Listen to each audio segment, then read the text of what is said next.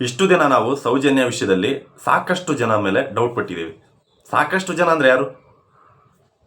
ತುಂಬ ದೊಡ್ಡವರು, ಅವ್ರಗಳ ಮೇಲೆ ನಾವು ಡೌಟ್ ಪಟ್ಟಿದ್ದೀವಿ. ಬಟ್ ಇವಾಗ ನಾನು ಥಿಂಕ್ ಮಾಡ್ತಾ ಮಾಡ್ತಾ ಅನ್ನಿಸ್ತು, ನಿಜವಾಗ್ಲೂ ನಾವು ಡೌಟ್ ಪಡಬೇಕಾಗಿರೋದು ಯಾರ ಮೇಲೆ ಗೊತ್ತಾ? ಈ ಒಂದು ವಿಷಯದಲ್ಲಿ ಈ ಒಂದು ಕೇಸ್ನ ಇನ್ವೆಸ್ಟಿಗೇಷನ್ ಮಾಡಿದಂಥ ಪೊಲೀಸ್ ಆಫೀಸರ್ ಮೇಲೆ.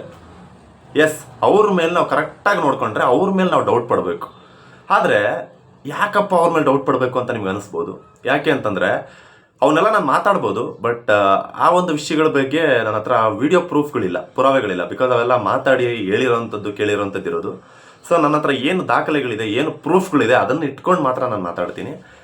ನನಗೊಂದಷ್ಟು ಈ ಒಂದು ವಿಷಯದಲ್ಲಿ ಈಗ ಸೌಜನ್ಯ ಫೈಲ್ಸಲ್ಲಿ ಆಲ್ಮೋಸ್ಟ್ ಒಂದು 25 ನಿಯರ್ಸ್ ಆ ಒಂದಷ್ಟು ವಿಡಿಯೋಗಳು ಮಾಡ್ತಾ ಮಾಡ್ತಾ ನನ್ನ ಗಮನಕ್ಕೆ ಬಂದಿದ್ದೇನಪ್ಪ ಅಂತಂದರೆ, ಸೌಜನ್ಯ ಫೈಲ್ಸಲ್ಲಿ ಕರೆಕ್ಟಾಗಿ ನೋಡ್ಕೊಂಡ್ರೆ ನಾವು ಬೇರೆ ಯಾರನ್ನೋ ಇನ್ವೆಸ್ಟಿಗೇಷನ್ ಮಾಡೋ ಬದಲು ಈ ಒಂದು ಕೇಸ್ ಆದಂಥ ಟೈಮಲ್ಲಿ ಇದ್ದಂಥ ಪೊಲೀಸ್ ಆಫೀಸರ್ನ ಫಸ್ಟ್ ನಾವು ಇನ್ವೆಸ್ಟಿಗೇಷನ್ ಮಾಡಿಸಿದ್ದೇ ಆದರೆ ನಿಜವಾಗ್ಲೂ ಸತ್ಯ ಹೊರಗಡೆ ಬರುತ್ತೆ. ಅಫ್ಕೋರ್ಸ್ ಅವ್ರು ಏನೋ ಪ್ಲ್ಯಾನ್ ಮಾಡ್ಕೊಂಡಿರ್ತಾರೆ, ಆಫೀಸರ್ಸ್ ಅಲ್ವಾ, ಅವ್ರದ್ದೇ ಆದಂಥ ಒಂದಷ್ಟು ಪ್ಲಾನಿಂಗ್ ಎಲ್ಲ ಇರುತ್ತೆ, ಅವರು ಹೆಂಗೆ ಬೇಕಂಗೆ ಸೆಟ್ ಮಾಡ್ಕೊಂಡಿರ್ಬೋದು. ಆದರೆ ನಾವೀಗ ಹೊರನೋಟಕ್ಕೆ ನಾವು ಒಂದು ಸ್ವಲ್ಪ ಡಿಸ್ಕಸ್ ಮಾಡೋಣ. ನಾನು ಹೇಳೋದನ್ನು ಸ್ವಲ್ಪ ಕೇಳಿ ನೋಡಿ, ಕಾಮಾಗಿ ವಿಡಿಯೋ ಓಡಿಸ್ದೆ, ಎಲ್ಲೂ ಕೂಡ ನೀವು ಸ್ಕಿಪ್ ಮಾಡಿದೆ ಪೂರ್ತಿ ವಿಡಿಯೋನ ನೋಡಿ. ನಿಮಗೆ ಒಂದು ಡೌಟ್ ಬರುತ್ತೆ, ಅದು ಯಾವ ಡೌಟ್ ಅಂತ ನಿಮಗೆ ಕೊನೆಯಲ್ಲಿ ಅರ್ಥ ಆಗುತ್ತೆ. ಮೊದಲನೇದಾಗಿ ಏನಪ್ಪ ಅಂತಂದರೆ, ಈಗ ಈ ಒಂದು ಇನ್ಸಿಡೆಂಟ್ ನಡೀತು 2012ರಲ್ಲಿ. ಈ ಒಂದು ಇನ್ಸಿಡೆಂಟ್ ನಡೀತು, ಸೌಜನ್ಯ ಇನ್ಸಿಡೆಂಟ್ ನಡೀತು.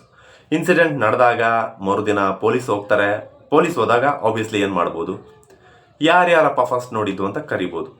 ಸೊ ಓಕೆ, ಫಸ್ಟ್ ನೋಡಿದವ್ರು ಯಾರು ಅಂತ ಕರೆದಾಗೆಲ್ಲ ಮಾವ ಬರ್ಬೋದು, ಈ ಕಡೆಯಿಂದ ಇವ್ರು ಯಾರೋ ಬರ್ಬೋದು, ಅಂಗಡಿಯವ್ರು ಬರ್ಬೋದು, ಇವರೆಲ್ಲ ಬಂದು ನಾವು ಫಸ್ಟ್ ನೋಡಿದ್ದು ಅಂತ ಹೇಳ್ಬೋದು. ಕೆಲವೊಬ್ಬರಿಗೆ ನಾವು ಫಸ್ಟ್ ನೋಡಿದ್ರು ಕೂಡ ಹೇಳೋ ಧೈರ್ಯ ಬರಲ್ಲ, ಬಟ್ ಆದರೂ ಕೂಡ ಇವ್ರು ಒಪ್ಕೋತಾರೆ ನಾವು ಫಸ್ಟ್ ನೋಡಿದ್ವಿ ಅಂತ.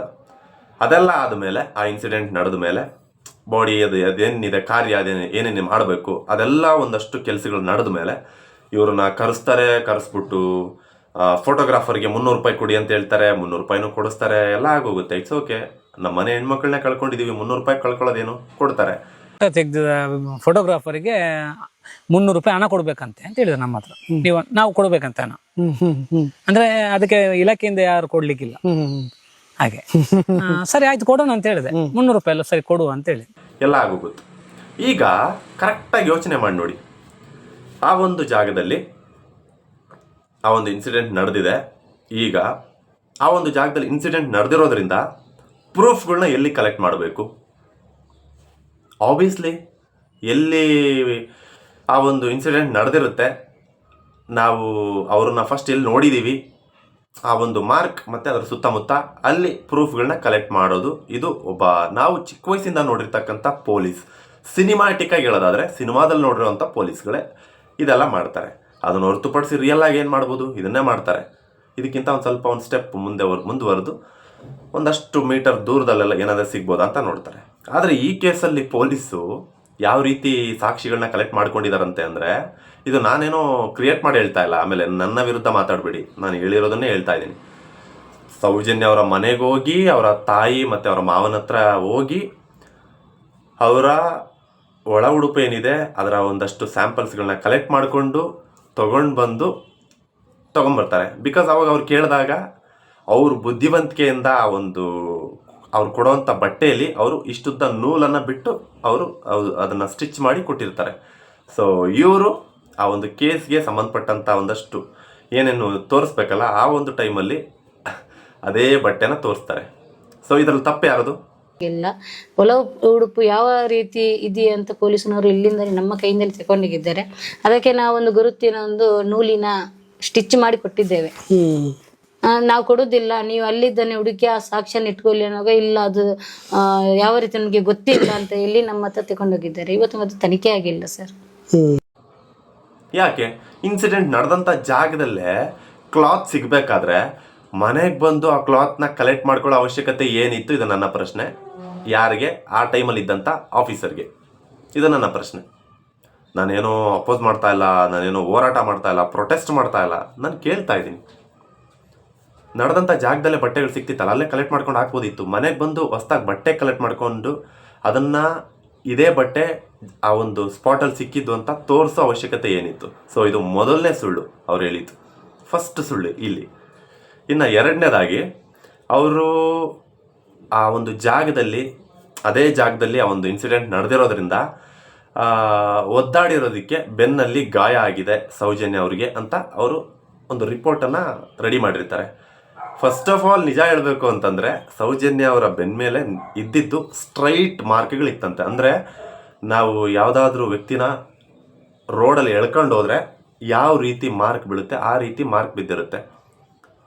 ಬಟ್ ಸ್ಪಾಟ್ ಒಂದೇ ಸ್ಪಾಟಲ್ಲಿ ನಡೆದಾಗ ಆಗುವಂಥ ಮಾರ್ಕ್ ಅಲ್ಲ. ಒಂದೇ ಸ್ಪಾಟಲ್ಲಿ ಆಗುವಂಥ ಮಾರ್ಕ್ ಬಂದು ಆ ಕಡೆ ಈ ಕಡೆ ಬೆನ್ನ ಮೇಲೆ ಇಲ್ಲಿ ಪರ್ಚೋದೆಲ್ಲ ಆಗಿರುತ್ತೆ. ಸ್ಟ್ರೈಟ್ ಮಾರ್ಕ್ ಯಾವಾಗ ಬೀಳುತ್ತೆ? ನಾವು ಒಬ್ಬ ವ್ಯಕ್ತಿನ ಒಂದು ರೋಡಲ್ಲಿ ಸ್ಟ್ರೈಟ್ ಎಳ್ಕೊಂಡು ಹೋದಾಗ ಆಗುತ್ತೆ. ಅದು ತುಂಬ ದೂರ ಎಳ್ಕೊಂಡು ಹೋದಾಗ ಇನ್ನೂ ದೊಡ್ಡದಾಗ ಆಗುತ್ತೆ.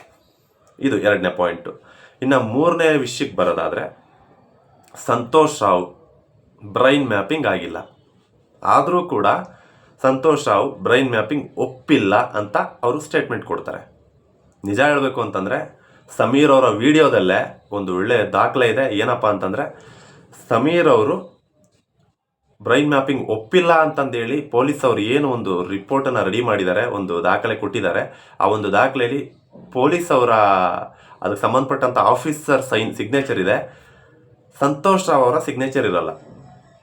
ಓಕೆ, ಈಗ ಸಂತೋಷ್ ರಾವ್ ಆರೋಪಿ ಅಂತಂದೇಳಿ ಅವರು ಫಿಟ್ ಮಾಡಿ ಅವರು ಒಳಗಡೆ ಹಾಕ್ತಾರೆ. ಅದು ಯಾವಾಗ? ಇನ್ಸಿಡೆಂಟ್ ನಡೆದಿದ್ದು 10ಕ್ಕಾದರೆ 11, 12, 13ಕ್ಕೇನೋ, ಮೇ ಬಿ 12, 13ರಲ್ಲೇನೋ ಅವರು FIR ರೆಡಿ ಮಾಡೋದು. ಸೊ ಕರೆಕ್ಟಾಗಿ ಯೋಚನೆ ಮಾಡ್ತಾ ಹೋಗಿ ಅವರು ಎಷ್ಟು ಚೆನ್ನಾಗಿ ಅವ್ರ ಕೆಲಸ ಮಾಡಿದ್ದಾರೆ ಅಂತ ನನಗೆ ಅನಿಸಿದ್ದು. ಈ ಒಂದು ವಿಷಯದಲ್ಲಿ ನಾನು ಒಂದಷ್ಟು ಯೋಚನೆ ಮಾಡಿದಾಗ ನಿಜವಾಗ್ಲೂ ಸೌಜನ್ಯ ವಿಷಯದಲ್ಲಿ ಕರೆಕ್ಟಾಗಿ ನೋಡ್ಕೊಂಡ್ರೆ ನಿಜವಾಗ್ಲೂ ವಿಚಾರಿಸ್ಬೇಕಾಗಿರೋದು ಆ ಒಂದು ವಿಷಯ.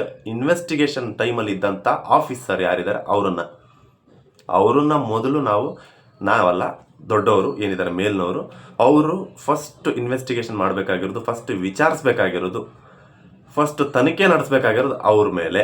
ಯಾಕೆ ಅಂತಂದರೆ ಆ ಒಂದು ತನಿಖೆ ಟೈಮಲ್ಲಿ ಇದ್ದಂಥ, ಇನ್ವೆಸ್ಟಿಗೇಷನ್ ಟೈಮಲ್ಲಿ ಇದ್ದಂಥ ಆ ಪೊಲೀಸ್ ಆಫೀಸರ್ ಏನಿದ್ದಾರೆ ಅವರು ಇವತ್ತು ತುಂಬ ಚೆನ್ನಾಗಿದ್ದಾರೆ. ಫಿನಾನ್ಷಿಯಲಿ, ಮೆಂಟಲಿ, ಫಿಸಿಕಲಿ ಒಂದೊಳ್ಳೆ ಫ್ಲ್ಯಾಟ್ ಥರ ಇರುವಂಥ ಮನೆ ಕಟ್ಕೊಂಡು ಆರಾಮ್ಸೆ ಚೆನ್ನಾಗಿದ್ದಾರೆ. ಸೊ ಹಾಗಾಗಿ ಅವ್ರದ್ದು ಒಂದಷ್ಟು ಇನ್ವೆಸ್ಟಿಗೇಷನ್ ಆಗಬೇಕಾಗಿತ್ತೇನೋ ಅಂತ ನನ್ನ ಒಂದು ಅನಿಸಿಕೆ ಅಷ್ಟೇ. ಆಗಲಿ ಅಂತ, ಆಗಬೇಕಾ ಬೇಡವಾ ಅಂತ ನೀವುಗಳು ಹೇಳಿ. ಈ ಒಂದಷ್ಟು ವಿಷಯಗಳನ್ನ ನೋಡಿದಾಗ ನನಗೆ ಬಂದಿರೋ ಡೌಟು ನಿಮಗೂ ಬಂದಿದ್ರೆ ಅದನ್ನು ಕಮೆಂಟಲ್ಲಿ ನಿಮ್ಮ ಅನಿಸಿಕೆನ ತಿಳಿಸಿ. ಸೊ ಇದಿಷ್ಟು ನನ್ನ ಒಂದು ಅನಿಸಿಕೆಗಳನ್ನ ಹೇಳ್ಕೋಬೇಕಂತ ಇದ್ದಿದ್ದು. ನಿಜವಾಗ್ಲೂ ಆರೋಪಿ ಸಂತೋಷ್ ರಾವೇ ಆಗಿದ್ದಿದ್ರೆ ಅಲ್ಲಿ ಇನ್ನೂ ಒಂದು ವಿಷಯ ನೀವು ಅಬ್ಸರ್ವ್ ಮಾಡಿ ನೋಡಿ, ಅದನ್ನು ಒಂದು ಪ್ರೂಫ್ ಮೂಲಕ ನಾನು ಹಾಕ್ಬೋದು. ಬಟ್ ಒಂದಷ್ಟು ಪ್ರೂಫ್ಗಳು ಯೂಟ್ಯೂಬಲ್ಲಿದೆ, ಅವನ್ನ ಎತ್ತಿ ಕಾಪಿ ಪೇಸ್ಟ್ ಮಾಡಿ ಹಾಕಿದ್ರೆ ಅದನ್ನು ಕಾಪಿ ರೈಟ್ಸ್ ಹಾಕ್ತಾರೆ. ಅದಕ್ಕೋಸ್ಕರ ನಾನು ಆ ಒಂದಷ್ಟು ವೀಡಿಯೋಗಳನ್ನ ಹಾಕದೆ ಮಾತಾಡಿ ಹೇಳಿದ್ದೀನಿ ಅಷ್ಟೇ. ನಿಜವಾಗ್ಲೂ ಸಂತೋಷ್ ರಾವ್ ಆರೋಪಿ ಆಗಿದ್ದಿದ್ರೆ ಅವ್ರಿಗೆ ಬ್ರೈನ್ ಮ್ಯಾಪಿಂಗ್ ಮಾಡಿಸ್ಬೋದಿತ್ತಲ್ಲ. ಹೌದು, ಮಾಡಿಸ್ಬೋದಿತ್ತು. ಅದಾದ ಮೇಲೆ ಇನ್ನೂ ಒಂದು ಪಾಯಿಂಟ್ ಇದೆ, CC ಕ್ಯಾಮ್ರಾಗಳು ಇರಲಿಲ್ಲ ಅಂತ. ಬಟ್ ಒಂದಷ್ಟು ಸಾಕ್ಷಿ ಪುರಾವೆಗಳು ಹೇಳ್ತವೆ 2012ರಲ್ಲಿ ಆಲ್ರೆಡಿ ಆ ಒಂದು ಜಾಗದಲ್ಲಿ ಒಂದಷ್ಟು ಮುಖ್ಯವಾದಂಥ ಸರ್ಕಲ್ಗಳಲ್ಲಿ CC ಕ್ಯಾಮ್ರಾಗಳು ಇತ್ತು ಅಂತ. CC ಕ್ಯಾಮ್ರಾಗಳೇ ಇರಲಿಲ್ಲ ಅಂತ ಅವ್ರು ಹೇಳ್ತಾರೆ. ಆದರೆ CC ಕ್ಯಾಮ್ರಾಗಳೇ ಇರಲಿಲ್ಲ ಅನ್ನೋದಾದರೆ ಸೌಜನ್ಯ ಒಂಟಿಯಾಗಿ ನಡ್ಕೊಂಡು ಹೋಗೋದು, ಬಸ್ ಸ್ಟಾಪ್ ಹತ್ರ ಬರೋದು, ಆ ವಿಡಿಯೋಗಳೆಲ್ಲ ಹೆಂಗೆ ಕ್ಯಾಪ್ಚರ್ ಆಯಿತು? ಹೆಂಗೆ ಕ್ಯಾಪ್ಚರ್ ಆಯಿತು? ಯಾರಾದರೂ ಈಗ ಇರ್ತಕ್ಕಂಥ ಟ್ರೆಂಡಿಂಗ್ ಕ್ಯಾಮ್ರಾ ಝೂಮ್ ಹಾಕಿ ಲೆನ್ಸ್ ಹಾಕಿ ಯಾರಾದರೂ ತೊಗೊಂಡು ಆ ಟೈಮಲ್ಲಿ ಏನೋ ಝೂಮ್ ಆಗ್ತಿದ್ರಾ? ನೆಕ್ಸ್ಟ್ ಈಗ ಸೌಜನ್ಯ ಮೇಲೆ ಇನ್ಸಿಡೆಂಟ್ ನಡೆಯುತ್ತೆ, ಈ ಥರ ಆಗುತ್ತೆ, ಆದಷ್ಟು ಬೇಗ ಅಡ್ವಾನ್ಸ್ಡ್ ಆಗಿ ಇದು ಮುಂದೆ ಟ್ರೆಂಡಿಂಗ್ ಆಗುತ್ತೆ, ವೈರಲ್ ಆಗುತ್ತೆ, ಇದನ್ನು ಬೇಗ ವೀಡಿಯೋ ಮಾಡಿ ಇಟ್ಕೋಬೇಕು ಅಂತ ಯಾರಾದರೂ ಸಪ್ರೇಟಾಗಿ ನಡ್ಕೊಂಡು ಹೋಗ್ಬೇಕಾದ್ರೆ ವೀಡಿಯೋ ಮಾಡಿದ್ರ? ಥಿಂಕ್ ಮಾಡಿ ನೋಡಿ. ಇವಿಷ್ಟು ನನಗೆ ಡೌಟ್ ಬಂದಂಥ ವಿಷಯಗಳು. ಅದು ಡೌಟಾ ಅಥವಾ ಸತ್ಯನಾ ಅದನ್ನು ನಿಮಗೆ ಬಿಟ್ಟಿದ್ದೀನಿ. ಸೊ ನನ್ನ ಕೆಲಸ ಯಾವತ್ತಿದ್ರೂ ಕೂಡ ಸೌಜನ್ಯ ವಿಷಯದಲ್ಲಿ ಏನೇ ಪ್ರೂಫ್ ಸಿಕ್ಕಿದ್ರೂ ಅದನ್ನು ನಿಸ್ಸಂದೇಹವಾಗಿ ನಿಮ್ಮ ಮುಂದೆ ತಂದಿಟ್ಟು ಮಾತಾಡಬೇಕು. ಯಾಕಂದರೆ ನನ್ನ ಉದ್ದೇಶ always justice for Soujanya. So ಅದು ನನ್ನ ಒಂದು ಕೆಲಸ ಆಗಿತ್ತು. ಇದಿಷ್ಟು ನನ್ನ ಈ ಒಂದು ವಿಡಿಯೋದಲ್ಲಿ ಮಾತಾಡೋದಕ್ಕೆ ಅಂತ ಬಂದಂಥ ಒಂದಷ್ಟು ವಿಷಯಗಳು, ಒಂದಷ್ಟು ಮಾಹಿತಿಗಳು. ಈ ಒಂದಷ್ಟು ವಿಷಯಗಳ ಬಗ್ಗೆ ನಿಮ್ಗೆ ಅನಿಸುತ್ತೆ ಅದನ್ನು ಕಮೆಂಟಲ್ಲಿ ತಿಳಿಸಿ. ಹಾಗೆ ನನ್ನ ಒಂದು ಇನ್ಸ್ಟಾಗ್ರಾಮ್ ಐಡಿಗೆ ಏನಾದರೂ ಮೆಸೇಜ್ ಮಾಡಬೇಕು, ಒಂದಷ್ಟು ವಿಷಯಗಳನ್ನ ಹೇಳ್ಕೋಬೇಕು, ಬೇರೆ ಬೇರೆ ವಿಷಯಗಳ ಬಗ್ಗೆ ಮಾತಾಡಬೇಕು ಅಂತಿದ್ರೆ ಅದನ್ನು ನನ್ನ ಇನ್ಸ್ಟಾಗ್ರಾಮ್ ಐಡಿಲಿ ಟೆಕ್ಸ್ಟ್ ಮಾಡಿ ಅಂತ ಹೇಳ್ತಾ ಇಲ್ಲಿಗೆ ಒಂದು ವಿಡಿಯೋನ ಮುಗಿಸ್ತಾ ಇದ್ದೀನಿ. ಎಲ್ಲರಿಗೂ ಒಳ್ಳೆಯದಾಗಲಿ, ಆದಷ್ಟು ಬೇಗ ಸೌಜನ್ಯಗೆ ನ್ಯಾಯ ಸಿಗಲಿ ಅಂತ ಹೇಳ್ತಾ ಈ ಒಂದು ವಿಡಿಯೋ ಮುಗಿಸ್ತಾ ಇದ್ದೀನಿ. ಧನ್ಯವಾದಗಳು.